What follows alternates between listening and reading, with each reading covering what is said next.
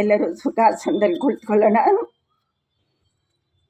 ಈ ದಿನ ಮುದ್ರಾ ವಿಜ್ಞಾನ, ಮುದ್ರಾ ಪ್ರಾಣಾಯಾಮ ಮಾಡ್ತಾ ಹೋಗೋಣ. ಮುದ್ರೆಗಳು ಅಂದರೆ ನಮ್ಮ ಬೆರಳುಗಳನ್ನು ಆಡಿಸುವ ಒಂದು ಆಟ ಅಲ್ಲ, ಇದು ಮುದ್ರಾ ವಿಜ್ಞಾನ. ಇದರಲ್ಲಿ ಪಂಚತತ್ವಗಳಿವೆ, ನಮ್ಮ ಅಂಗೈನಲ್ಲಿ ಪಂಚವಾಯುಗಳಿವೆ, ಜೊತೆಗೆ ನಮ್ಮ ಶಕ್ತಿ ಕೇಂದ್ರವಾದ ಸಪ್ತ ಚಕ್ರಗಳು ಸಹ ಇಲ್ಲಿ ಸೇರಿರುತ್ತವೆ. ಈಗ ಪಂಚತತ್ವಗಳು ನೋಡ್ತಾ ಹೋಗೋಣ. ಅಗ್ನಿ, ವಾಯು, ಆಕಾಶ, ಪೃಥ್ವಿ ಮತ್ತು ಜಲ. ಈಗ ಜಲದಿಂದ ಬರೋಣ. ಜಲದಿಂದ ಇಲ್ಲಿ ಗಮನಿಸಬೇಕಾದದ್ದು ಅಂದರೆ, ನಾವು ಮುದ್ರೆಗಳನ್ನ ನೇರವಾಗಿಟ್ಟು ಮಾಡುವ ಮುದ್ರೆಗಳು ನಮ್ಮ ಶರೀರದಲ್ಲಿರುವ ಎಲ್ಲ ಇದನ್ನು ಬ್ಯಾಲೆನ್ಸ್ ಮಾಡ್ತಾ ಹೋಗ್ತವೆ. ಮಡಿಸಿ ಮಾಡುವಂಥವು ಚಿಕಿತ್ಸಾತ್ಮಕವಾಗಿ ಬರ್ತವೆ. ಈಗ ನಾವು ಬ್ಯಾಲೆನ್ಸಿಂಗ್ ಆಸನಗಳು. ಮೊದಲಿಗೆ ಇದು ವರುಣ ಮುದ್ರೆ. ವರುಣ ಮುದ್ರೆಯಿಂದ ಮೊದಲಿಗೆ ವಿವರಣೆ ಕೊಡ್ತೀನಿ, ಆಮೇಲೆ ಮಾಡ್ತಾ ಹೋಗೋಣ. ನಮ್ಮ ದೇಹದಲ್ಲಿರುವ ರಕ್ತ, ಬೆವರು, ಮೂತ್ರ. ಸ್ವಲ್ಪ ನಿಧಾನ ಅಕ್ಕ, ಸ್ವಲ್ಪ ನಿಧಾನ ಅಂದೆ. ಅಕ್ಕ ರೆಕಾರ್ಡ್ ಮಾಡ್ತಾ ಇದ್ದೀವಿ, ನೋಡೋಣ ಹೆಂಗಾಗ್ಬೋದು. ಈಗ ಇದು ವರುಣ ಮುದ್ರೆ. ವರುಣ ಮುದ್ರೆಯಲ್ಲಿ ನಮ್ಮ ದೇಹದ ಯಾವುದೆಲ್ಲ ಬ್ಯಾಲೆನ್ಸ್ ಆಗ್ತಾ ಹೋಗ್ತದೆ ಅಂದರೆ, ಕೈಗಳನ್ನ ಇಲ್ಲಿಟ್ಟಿರೋಣ. ರಕ್ತ, ಬೆವರು, ಮೂತ್ರ, ಜೊಲ್ಲು, ನೀರು, ಗೊಣ್ಣೆ, ಕಫ, ಈ 5 ಸಮಸ್ಯೆಗಳು ನಿವಾರಣೆ ಆಗ್ತಾ ಹೋಗ್ತದೆ. ಯಾವುದು? ಇದು ಬ್ಯಾಲೆನ್ಸಿಂಗ್ ಆಸನ, ವರುಣ ಮುದ್ರೆ. ಎರಡನೇದಕ್ಕೆ ಹೋಗ್ತೀನಿ,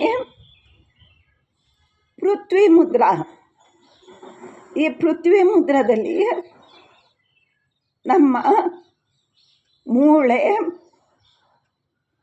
ಮಾಂಸ, ಮಜ್ಜ ಮತ್ತು ಇತರ ಅಂಗಾಂಗಗಳ ಸಮಸ್ಯೆಗಳು ಬ್ಯಾಲೆನ್ಸ್ ಆಗ್ತಾ ಹೋಗ್ತವೆ. ಪೃಥ್ವಿ. ಈಗ ಮೂರನೇದು ಆಕಾಶ ಮುದ್ರೆ. ಆಕಾಶ ಮುದ್ರೆಯಿಂದ ನಮ್ಮ ದೇಹದ ಟೊಳ್ಳು ಭಾಗಗಳು, ಕಿವಿ, ಮೂಗು, ಫುಡ್ ಪೈಪು, ವಿಂಡ್ ಪೈಪು ಅಂದರೆ ಶ್ವಾಸನಾಳ, ಅನ್ನನಾಳ, ಧ್ವನಿ ಪೆಟ್ಟಿಗೆ ಮತ್ತು ಹೃದಯ, ಇಲ್ಲಿರುವ ಟೊಳ್ಳು ಭಾಗಗಳನ್ನ ಮ್ಯಾನೇಜ್ ಮಾಡ್ತಾ ಹೋಗ್ತದೆ.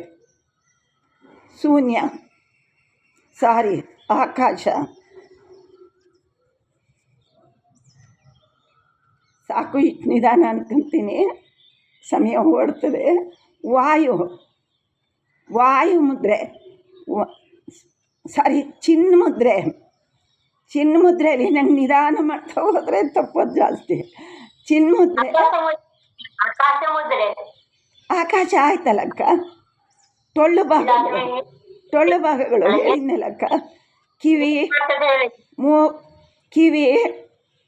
ಮೂಗು, ಮೂಗಿನಲ್ಲಿರುವ ಟೊಳ್ಳು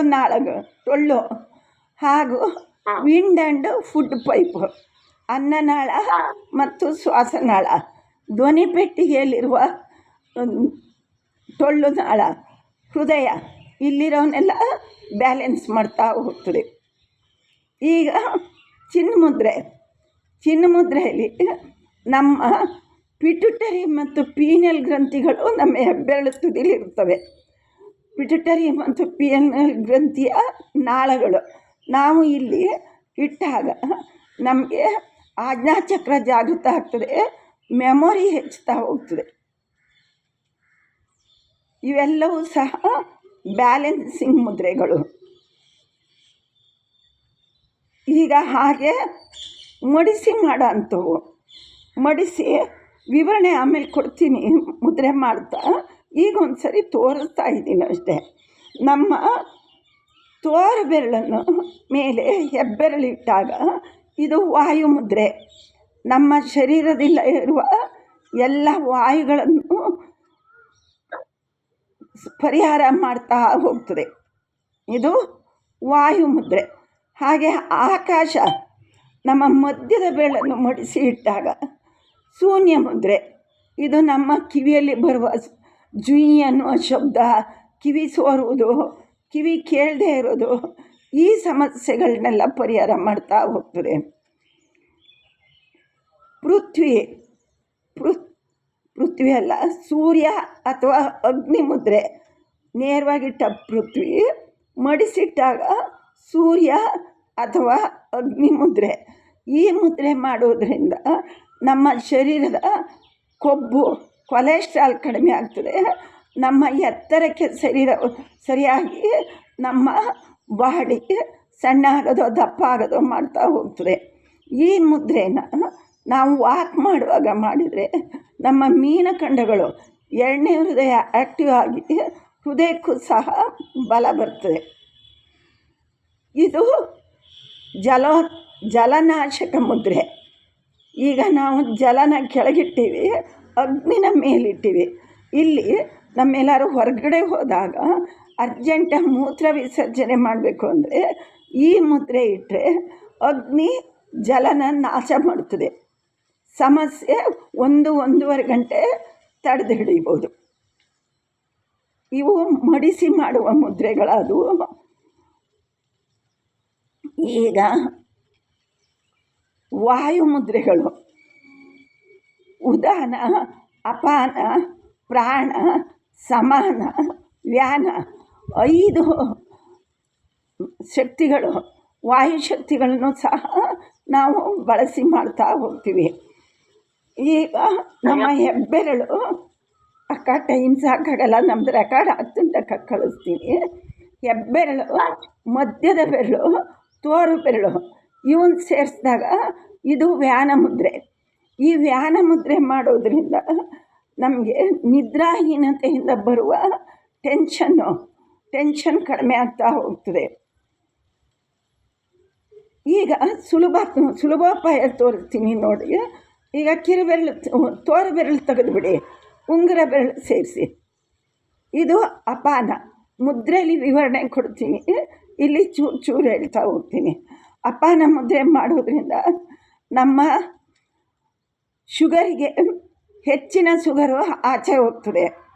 ಮತ್ತು BP ಇದ್ದವರಿಗೆ ಹೆಚ್ಚಿನ ಉಪ್ಪು ಆಚೆ ಹೋಗ್ತದೆ. ಆಮೇಲೆ 8 ತಿಂಗಳ ಗರ್ಭಿಣಿ ಮಾಡೋದ್ರಿಂದ ಇದು ಅಪಾನ ಮುದ್ರೆ ನಮ್ಮ ಶರೀರದಲ್ಲಿರುವ ಎಲ್ಲ ವಸ್ತುಗಳನ್ನು ಆಚೆ ಹಾಕೋದ್ರಿಂದ 8 ತಿಂಗಳ ಗರ್ಭಿಣಿ ಮಾಡಿದರೆ ಮಗುನೂ ಸಹ ಆಚೆ ಆಗ್ತದೆ, ಸಹಜ ಹೆರಿಗೆ ಆಗ್ತಾ ಹೋಗ್ತದೆ. ಈಗ ನಾವು ಯಾವ ಬೆರಳು ತೆಗಿಬೇಕು? ಮಧ್ಯದ ಬೆರಳು ತೆಗಿಬೇಕು. ಮಧ್ಯದ ಬೆರಳು ತೆಗೆದುಬಿಟ್ಟು ಕಿರು ಬೆರಳು ಸೇರಿಸ್ಬೇಕು. ಇದು ಪ್ರಾಣ ಮುದ್ರೆ. ಅಲ್ಲಿಗೆ 3 ವಾಯುಗಳಾಯಿತು: ವ್ಯಾನವಾಯು, ಅಪಾನವಾಯು,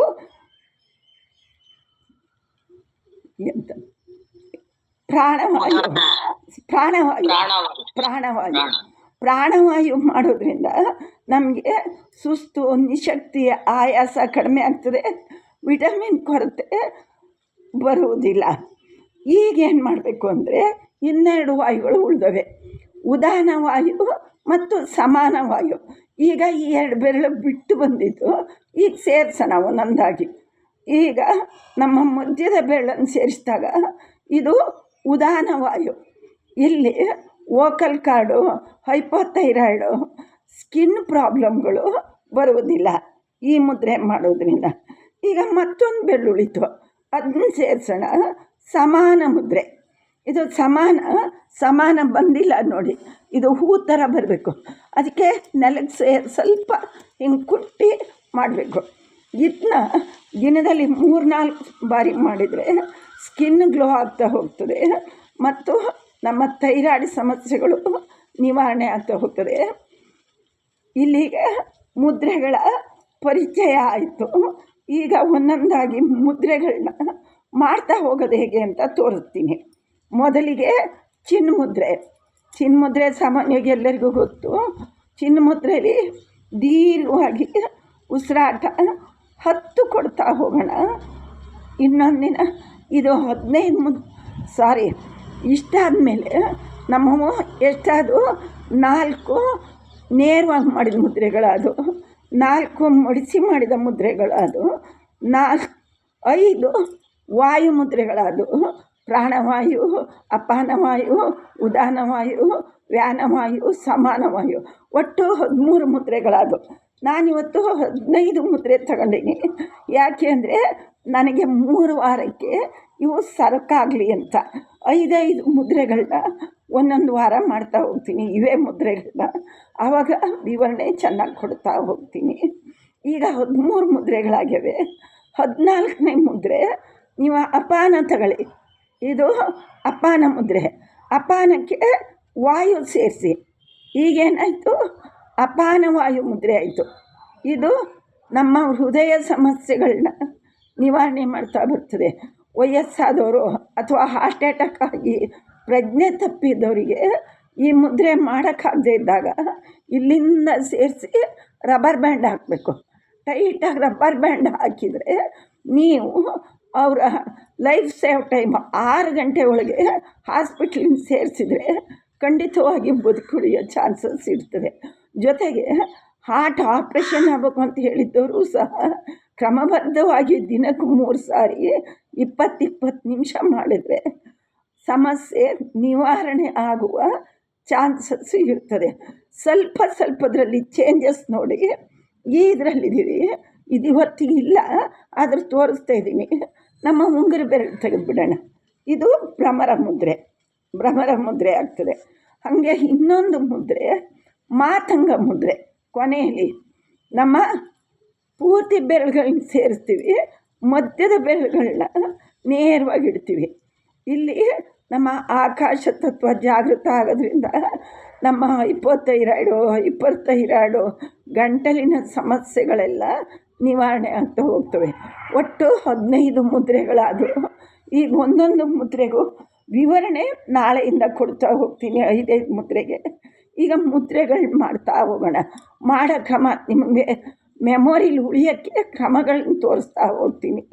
ಮೊದಲಿಗೆ ಚಿನ್ನ ಮುದ್ರೆ 20 ಉಸಿರಾಟ ಮಾಡಬಹುದಾ ಅಂದ್ಕೊತೀನಿ. ಇಲ್ಲ 10 ಉಸಿರಾಟ ಮಾಡೋಣ. ತೋರಿಸಿನಿ. ಕೈಗಳು ಹಿಂದೆ ಇರಬೇಕು, ಇಲ್ಲಿರಬಾರ್ದು.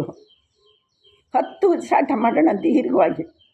ಮಾಡುವ ಕ್ರಮ ತೋರಿಸೋದಕ್ಕಾಗಿ ಮಾಡ್ತಾ ಇದ್ದೀನಿ.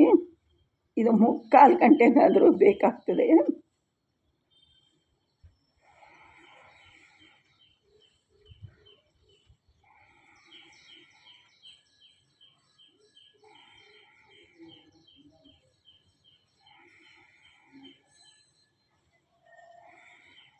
ಈಗ 5 ಉಸಿರಾಟ ಆಯಿತು.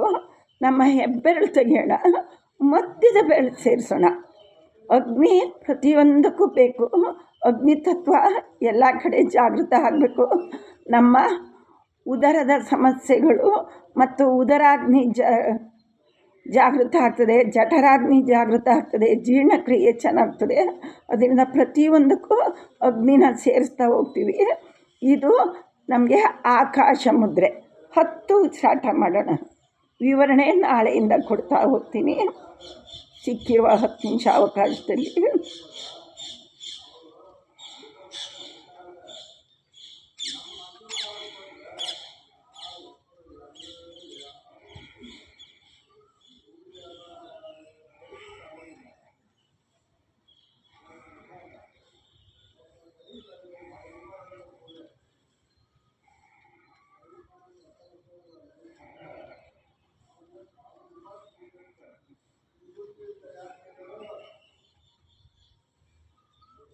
ಈಗ ಆಕಾಶ ಮುದ್ರೆ ಆಯಿತು. ಹೆಬ್ಬೆರಳು ತೆಗೆದುಬಿಡೋಣ. ನಮ್ಮ ಉಂಗುರ ಬೆರಳನ್ನು ಸೇರಿಸೋಣ. ಈಗ ನೇರವಾಗಿಡೋ ಮುದ್ರೆಗಳು ಮಾಡ್ತಾ ಇರೋದು ಬ್ಯಾಲೆನ್ಸಿಂಗ್ ಮುದ್ರೆಗಳು. ಇದು ಪೃಥ್ವಿ ಮುದ್ರ. 10 ಉಸಿರಾಟ. ಈ ಥರ ಮಾಡ್ತಾ ಹೋದರೆ ಸುಲಭವಾಗಿ ಮಾಡ್ತಾ ಹೋಗ್ಬೋದು.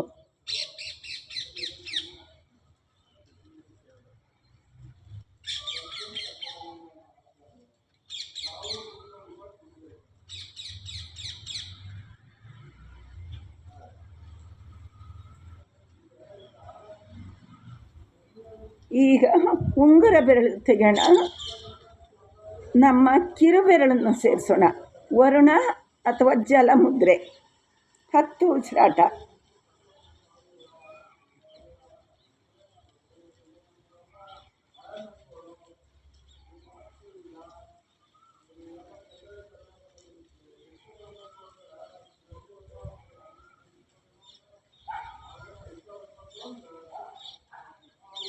ಈಗ ಮಾಡುವ ಸುಲಭೋಪಾಯ ಗೊತ್ತಾಯಿತು ಅಂತೀನಿ. ಒಂದೊಂದಾಗಿ ಬೆರಳನ್ನು ಸೇರಿಸ್ತಾ ಬಿಡ್ತಾ ಹೋಗ್ತೀವಿ. ಈಗ ನಾವು ಮುಗಿಸಿದಲ್ಲಿಂದಲೇ ಮಡಿಸಿ ಮಾಡುವಂಥವನ್ನು ಮಾಡ್ತಾ ಬರೋಣ. ಈಗ ನಾವು ವರ್ಣ ಮುದ್ರೆ ಇಲ್ಲಿ ಮುಗಿಸಿವಿ. ಇಲ್ಲೇ ತಗೊಳ್ಳೋಣ. ಜಲನಾಶಕ ಮುದ್ರೆ. 10 ಉಸಿರಾಟ. ಇದು 5ನೇ ಮುದ್ರೆ.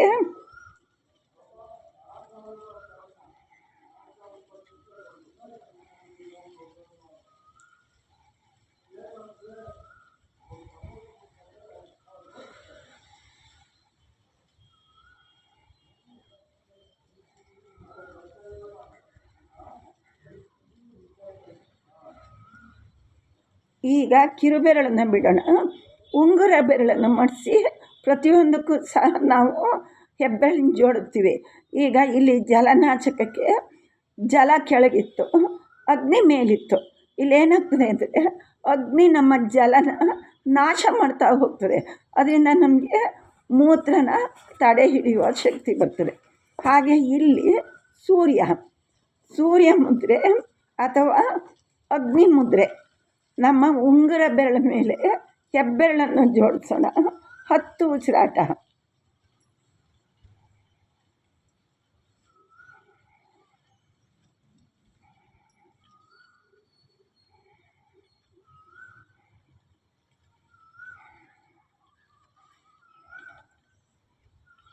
ಬೆನ್ನು ಬಂತ.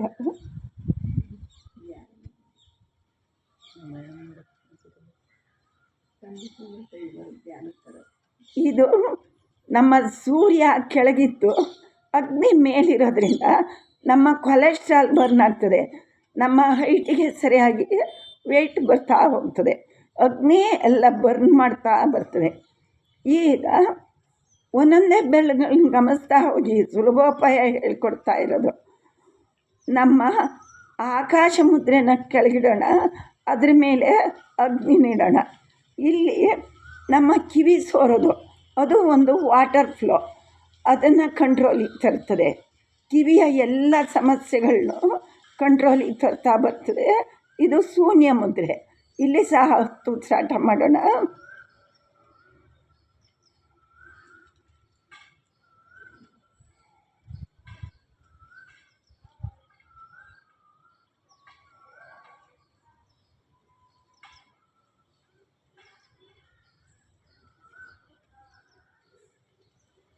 ಈಗ ಮಧ್ಯದ ಬೆರಳು ಬಿಡೋಣ. ನಮ್ಮ ತೋರು ಬೆರಳು ಸೇರಿಸೋಣ. ಅಗ್ನಿ ಮೇಲಿಡೋಣ. ವಾಯು ಮೇಲೆ ಅಗ್ನಿ ಉಂಟು. ಇಲ್ಲಿ ನಮ್ಮ ವಾಯು, ಶರೀರದ ವಾಯು ಎಲ್ಲ ಆಚೆ ಹೋಗ್ಬಿಟ್ಟು ನಮ್ಮ ಶರೀರದಲ್ಲಿ ಯಾವುದೇ ಪೈನ್ಗಳು, ಮೈಕೈ ನೋವು ಬರುವುದಿಲ್ಲ. ವಾಯುನ ಅಗ್ನಿ ಕಂಟ್ರೋಲ್ ಮಾಡ್ತಾ ಉಂಟು.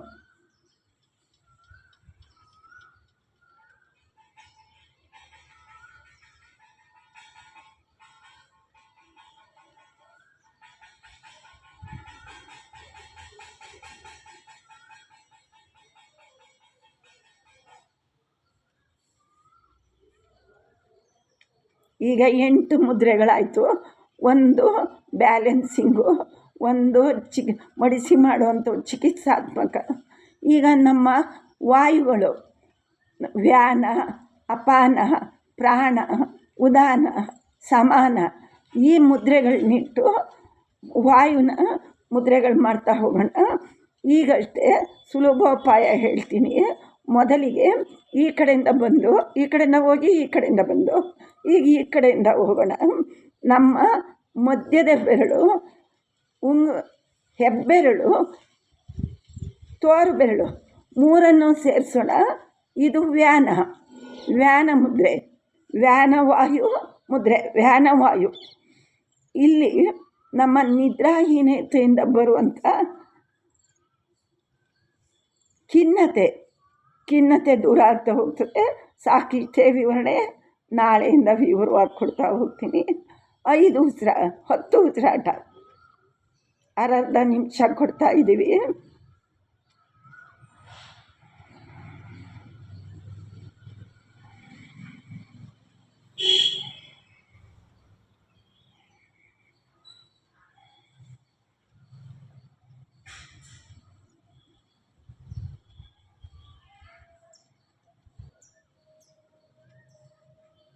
ಈಗ ಇಲ್ಲಿ ಸುಲಭೋಪಾಯ ನೋಡಿ.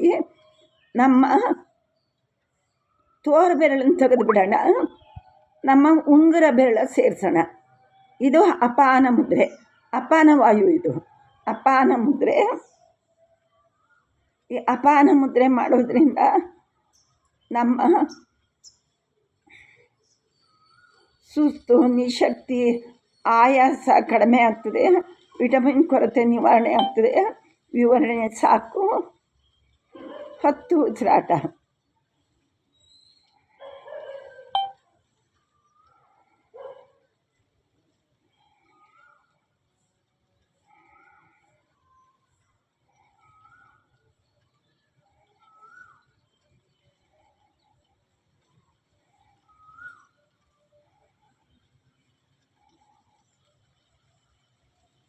ಈಗ ತೆಗಿಬೇಕು, ಮಧ್ಯದ ಬೆರಳು ತೆಗಿಬೇಕು.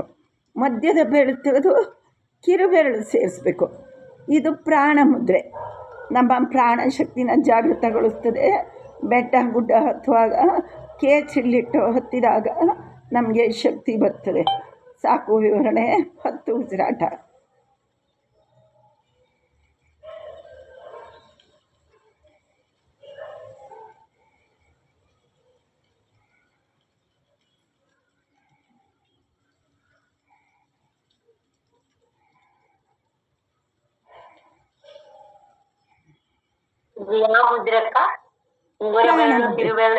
ಪ್ರಾಣ ಮುದ್ರೆ ಅಕ್ಕ. ನಮ್ಮ ಮಧ್ಯದ ಬೆರಳು ತೆಗೆದು ಕೊನೆ 3 ಬೆರಳು ಸೇರಿಸಿವಿ. ಪ್ರಾಣ ಮುದ್ರೆ.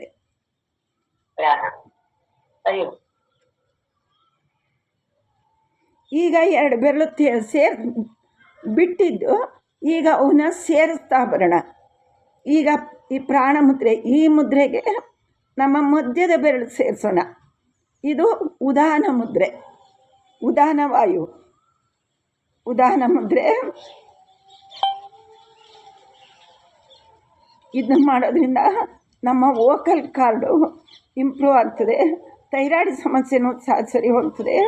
ಯಾವುದೇ ಸ್ಕಿನ್ ಪ್ರಾಬ್ಲಮ್ ಇದ್ದರೂ ಸರಿ ಹೋಗ್ತದೆ. 10 ಉಸಿರಾಟ.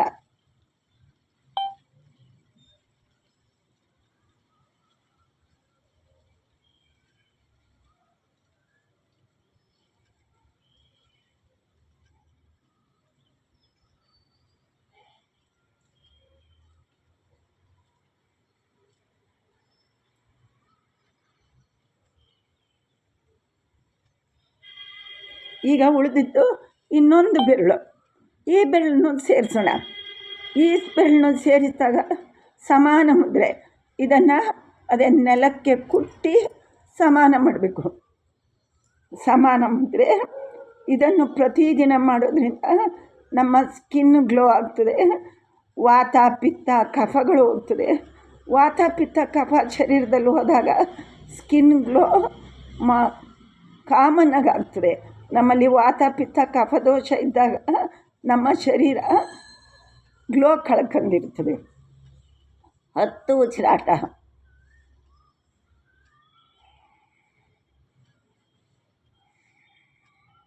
ಐದು ನಿಮಿಷ ಎಕ್ಸ್ಟ್ರಾ ಆಯಿತು.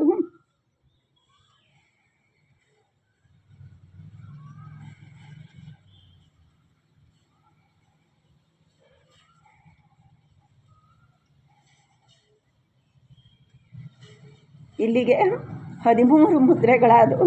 ನಾನು ಒಟ್ಟು 25 ಮುದ್ರೆಗಳನ್ನ ಇದೇ ಪ್ಲ್ಯಾನಲ್ಲಿ ಮಾಡ್ತಾ ಹೋಗ್ತೀನಿ. ನಿಮಗೆ 15 ಮುದ್ರೆ ಕೊಡ್ತೀನಿ. ಈಗ ನಾವು ಪ್ರತಿದಿನ ಇಂಪಾರ್ಟೆಂಟಾಗಿ ಮಾಡಬೇಕಾದದ್ದು ಒಂದು ಮುದ್ರೆ. ಅದು ಯಾವುದು ಅಂದರೆ ಅಪಾನ ತಗೊಳ್ಳೋಣ. ಅಪಾನಕ್ಕೆ ವಾಯು ಸೇರಿಸೋಣ. ಅಪಾನ ವಾಯು ಮುದ್ರೆ ಅಥವಾ ಹೃದಯ ಮುದ್ರೆ ಅಥವಾ ಮೃತ್ಯು ಸಂಜೀವಿನಿ ಮುದ್ರೆ. ಇದನ್ನು ಪ್ರತಿದಿನ ಮಾಡೋದು ಇವತ್ತಿನ ಸಮಸ್ಯೆಗಳಲ್ಲಿ ತುಂಬ ಒಳ್ಳೆಯದು. 8 ವರ್ಷದ ಮಕ್ಕಳಿಂದ ಹಿಡಿದು 80 ವರ್ಷದ ಮಕ್ಕಳವರೆಗೂ ಹಾರ್ಟ್ ಅಟ್ಯಾಕ್ ಆಗ್ತಾ ಇರೋದ್ರಿಂದ ಇದನ್ನ ಪ್ರತಿದಿನ ಮಾಡಿದರೆ ಒಳ್ಳೆಯದು.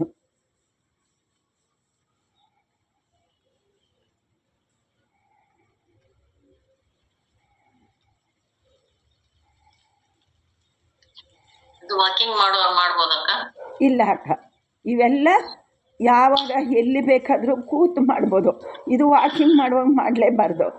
ಶೂನ್ಯ ಮುದ್ರೆನ ನಿಂತು ನಡೆದಾಡುವಾಗ ಮಾಡಬಾರ್ದು. ಸೂರ್ಯ ಮುದ್ರೆನ ವಾಕಿಂಗ್ ಮಾಡುವಾಗ ಮಾಡಬೇಕು.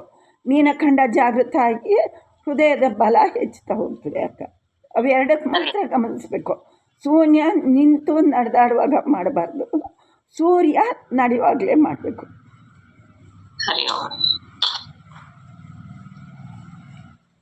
ಇದಾದಮೇಲೆ ಕೊನೆಯಲ್ಲಿ ಮಾತಂಗ 15ನೇ ಮುದ್ರೆ. ನಮ್ಮ ಕೈಗಳನ್ನ ಈ ಥರ ಗಟ್ಟಿಯಾಗಿ ಜೋಡಿಸೋಣ. ನಮ್ಮ ಹೆಬ್ಬೆರಳನ್ನು ಮಧ್ಯದ ಬೆರಳನ್ನು ನೇರವಾಗಿಡೋಣ. ಇಲ್ಲಿ ಆಕಾಶ ತತ್ವ ಜಾಗೃತ ಆಗೋದ್ರಿಂದ ನಮ್ಮ ಗಂಟಲಿನ ಸಮಸ್ಯೆಗಳು, ಶರೀರದ ಎಲ್ಲ ಸಮಸ್ಯೆಗಳು ನಿವಾರಣೆ ಆಗ್ತಾ ಹೋಗ್ತವೆ. ಆಕಾಶ ತತ್ವ ಇದನ್ನು ಹೃದಯದ ಹತ್ರ ಇಟ್ಟು ಮಾಡೋಣ.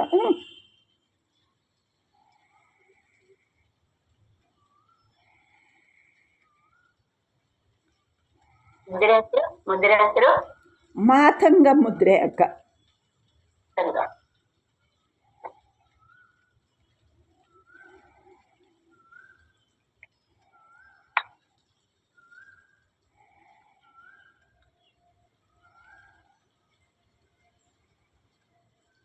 ಇಲ್ಲಿಗೆ ಒಟ್ಟು 15 ಮುದ್ರೆಗಳಾದವು. ಇವುಗಳನ್ನು ಕ್ರಮಬದ್ಧವಾಗಿ ಮತ್ತೊಮ್ಮೆ ಮಾಡದ ಬೇಗ ಬೇಗ ತೋರಿಸ್ತಾ ಹೋಗ್ತೀನಿ. ಚಿನ್ನ ಮುದ್ರೆ, ಆಕಾಶ ಮುದ್ರೆ, ಪೃಥ್ವಿ ಮುದ್ರೆ, ವರುಣ ಮುದ್ರೆ, ಇದೇ ಕ್ರಮದಲ್ಲಿ ಹೋಗಬೇಕು ನಮ್ಮ ಮೆಮೊರಿ ಉಳಿಬೇಕು ಅಂದರೆ. ಈಗ ಮಡಿಸಿ ಮಾಡೋ ಅಂಥವು ಜಲನಾಶಕ ಮುದ್ರೆ, ಅಗ್ನಿ ಅಥವಾ ಸೂರ್ಯ ಮುದ್ರೆ, ಶೂನ್ಯ ಮುದ್ರೆ, ವಾಯು ಮುದ್ರೆ. ಇಲ್ಲಿ 4 ಆಯಿತು, 8 ಆಯಿತು. ಈಗ ವಾಯು ಮುದ್ರೆಗಳು. ಆವಾಗ ನಾವು ಈ ಕಡೆಯಿಂದ ಬಂದಿದ್ದು ಈ ಕಡೆಯಿಂದ ಹೋಗಬೇಕು. ಇವೆಲ್ಲ ನಿಮ್ಮ ಮೆಮೊರಿ ಉಳಿಯೋಕ್ಕಾಗಿ ಹೇಳ್ತಾ ಇರೋದು. ಇದು ವ್ಯಾನ ವಾಯು, ವ್ಯಾನ ಮುದ್ರೆ. ವ್ಯಾನ ಮುದ್ರೆ ಇದರಲ್ಲಿ ತೋರು ಬೆರಳು ತೆಗಿಬೇಕು, ನಮ್ಮ ಮಧ್ಯದ ಬೆರಳ ಸೇರಿಸ್ಬೇಕು, ಉಂಗುರ ಬೆರಳು ಸೇರಿಸ್ಬೇಕು. ಅಪಾನ ಮುದ್ರೆ. ಈಗ ನಮ್ಮ ಮಧ್ಯದ ಬೆರಳು ತೆಗಿಬೇಕು, ಕಿರು ಬೆರಳು ಸೇರಿಸ್ಬೇಕು. ಪ್ರಾಣ ಮುದ್ರೆ. ಇವೆಲ್ಲ ತೊಡೆ ಮೇಲೆ ಇಟ್ಟು ಮಾಡೋ ಅಂಥವು, ನಾನು ನಿಮಗೆ ತೋರಿಸ್ತಾ ಇರೋದಷ್ಟೇ. ಈಗ ನಾವು ಈ 2 ಬೆರಳು ತೆಗೆದುಬಿಟ್ಟಿದ್ದು, ಇವನೀಗ ಸೇರಿಸ್ತಾ ಬರಬೇಕು. ಮಧ್ಯದ ಬೆರಳು ಸೇರಿಸಿದ್ರೆ ಉದಾನ ವಾಯು, ಉದಾನ ಮುದ್ರೆ. ಈಗ ಉಳಿದಿದ್ದು ತೋರು ಬೆರಳು ತೋರು ಬೆರಳು ಸೇರಿಸಿದರೆ ಸಮಾನ ಮುದ್ರೆ. ಅಲ್ಲಿಗೆ 13 ಮುದ್ರೆಗಳಾದವು. ಆಮೇಲೆ ನಮ್ಮ ಅಪಾನ ಮುದ್ರೆಗೆ ವಾಯು ಮುದ್ರೆ ಸೇರಿಸಿದಾಗ ಅಪಾನ ವಾಯು ಮುದ್ರೆ, ಹೃದಯ ಮುದ್ರೆ, ಮೃತ್ಯು ಸಂಜೀವಿನಿ ಮುದ್ರೆ. ಇದಾದಮೇಲೆ ಕೊನೆಯಲ್ಲಿ ಮಾಡಬೇಕಾದದ್ದು ನಮ್ಮ ಶರೀರಕ್ಕೆ ಪೂರ್ತಿ ಶಕ್ತಿ ಬರೋದಕ್ಕಾಗಿ ಆಕಾಶ ತತ್ವ ಇರುವ ಮಾತಂಗ ಮುದ್ರೆ.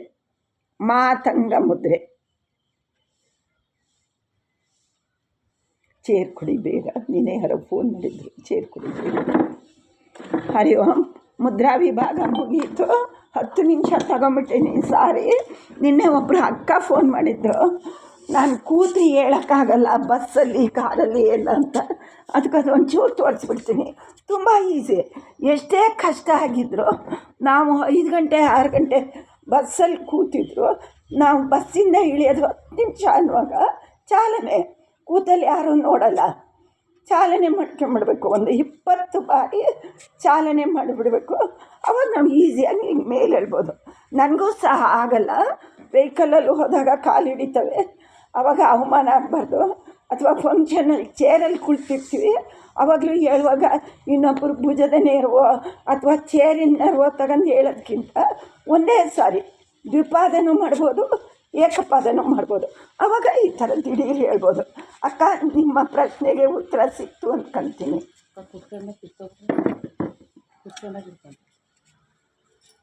ಹೇಳ್ತೀನಿ, ಅವ್ರಿಗೆ ಕೇಳಿದ್ದಕ್ಕೆ. ಹರಿ ಓಂ ಅಕ್ಕ. ಹರಿ ಓಂ ಅಕ್ಕ. ಅಕ್ಕ, ಲೋಕ ಕಲ್ಯಾಣ ಮಂತ್ರ ಹೇಳಿಲ್ಲ. ಸರ್ವೇ ಭವಂತು ಸುಖಿನಃ, ಸರ್ವೇ ಸಂತು, ಸರ್ವೇ ಭದ್ರಾಣಿ ಪಶ್ಯಂತು, ಮಾ ಕಚ್ಚಿತ್ ದುಃಖ ಭಾಗ್ ಭವೇತ್. ಹರಿ ಓಂ. ಶಾಂತಿ ಶಾಂತಿ. बोलो भारत माता की, प्रभु श्री रामचंद्र महाराज की वंदे वंदे वंदे हरि ओम. ಅವಕಾಶ ಕೊಟ್ಟ ಸಮಿತಿಗೆ ಹೃತ್ಪೂರ್ವಕ ಧನ್ಯವಾದಗಳು ಹಾಗೂ ಭಾಗವಹಿಸಿದ ನಿಮ್ಮೆಲ್ಲರಿಗೂ ಹೃತ್ಪೂರ್ವಕ ವಂದನೆಗಳು. ಹರಿ ಓಂ. ಹರಿ ಓಂ ಅಕ್ಕ, ಧನ್ಯವಾದಗಳು. ಹರಿ ಓಂ ಅಕ್ಕ, ತುಂಬಾ ಚೆನ್ನಾಗಿ ಆಗ್ತಿದೆ. ಹರಿ ಓಂ ಅಕ್ಕ. ಹರಿ ಓಂ.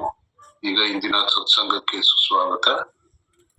ಸಾರಿ ಅಣ್ಣ, 10 ನಿಮಿಷ ಎಕ್ಸ್ಟ್ರಾ ಆಯಿತು.